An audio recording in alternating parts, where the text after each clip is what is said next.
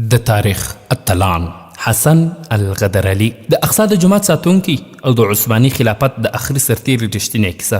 حسن الغدرلي د عثماني خلافت ورستنی سرتیري و چې د بیت المقدس څخه په 1982 زدیردیس کال کې په مرګ و. ټول نړۍ ته جواته ده چې په 1918 زدیردیس کال کې بیت المقدس د برطانیې په لاس کې هغه وخت ولوید چې کله عثماني خلافت په لومړي نړیوال جنګ کې ماته وخوړه. مګر تاسو په دې لا نه یاست خبر چې هلته د عثماني خلافت 53 سرتیرو د بیت المقدس څخه د وتلو انکار وکړ، ځکه چې غوښتل یې بیت المقدس د برطانوي یرغلګرو د چور چپاول څخه وژغوري. یو له هغو څخه حسن الغدرلي و.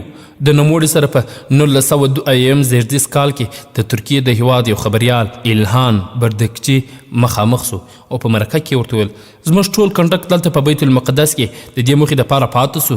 موږ نه غوښتل چې خلک ووایي عثماني دولت موږ یوازې پرېښود. موږ نه غوښتل د 4 پیړیو وروسته بیت المقدس وژاړي. موږ نه غوښتل د انبیاو سردار محمد رسول الله صلی الله علیه وسلم ودردېږي. په دې نه و خوښ چې اسلامي نړۍ په یو ستر ناورین او غم کې ډوبه سي. د دې وروسته هغه اوږده او دراز کلونه د سترګو په رپ کې یو په بل پسې تیر سول. نور ټول ملګري مې یو په بل پسې مړه سول. د الله جل جلاله حضور ته ورغلل. دشمن نه سوای کولی موږ ووژني، مګر د الله جل جلاله فیصلې او حق مرګ یوړل. دا دی زه حسن په خپله دنده لا ولاړ یم او د اقصی د جماعت ساتونکی او څوکیدار یم. حسن الغدرلي ترکي خبریال ته وویل زوی کله چې د اناضل سیمې ته ورستون سې نو د سنجق توکات کلي ته باسه. هلته زما ضابط نقیب مصطفی دی چا چې زه دلته د اقصی په جماعت د ساتونکي په دنده ګمارلی یم او ماته یې امانت راسپارلی دی. زما د خوا یې لاسونه ښکل کړه او ورته ووایه ښاغلی ضابط حسن الغدرلي د ریشاش 11 کنډک مشر د اقصی د جماعت ساتونکی لا هم پر هماغه ځای څوکیدار ولاړ دی.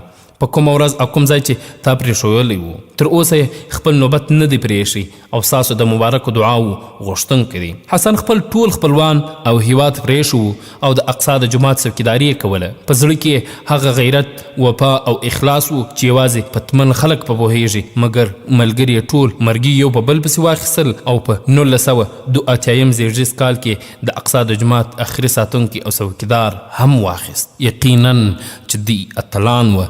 موږ په دوی فخر کوو. دا یو ضابط دی د بیت المقدس ساتنه کوي. خو نن بیت المقدس د صهیونیستانو لخوا په کوم حالت کې دی؟